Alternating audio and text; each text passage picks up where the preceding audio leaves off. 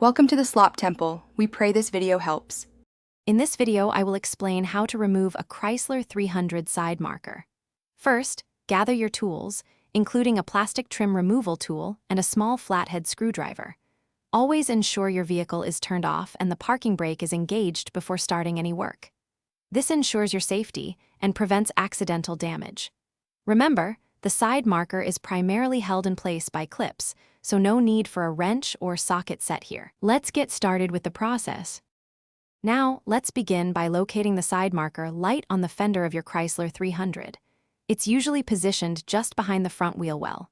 Take your plastic trim removal tool and carefully insert it behind the edge of the marker, preferably at the end closest to the front of the car.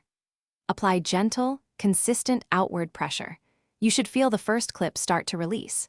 Patience is key here to avoid scratching your paint or damaging the marker itself. Once the first clip is loose, continue to work your way around the side marker with your trim tool, gently prying to release the remaining retaining clips. Be mindful not to force anything, as plastic components can break easily. After all clips are free, carefully pull the entire marker assembly away from the fender. You'll then see the bulb socket. Give it a quarter turn counterclockwise to unlock it, and then pull the bulb straight out to disconnect it completely. Before installing your new or replacement side marker, take a moment to clean the area on the fender to ensure a good fit.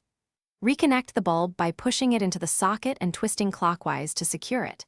Then, align the new marker with the opening and push it firmly into place until you hear the clips engage. It should sit flush with the fender. For more great deals and to check out the Echo Dot smart speaker, be sure to look for the link in the description below. Thanks for watching. Thanks for watching. Consider subscribing if we helped you.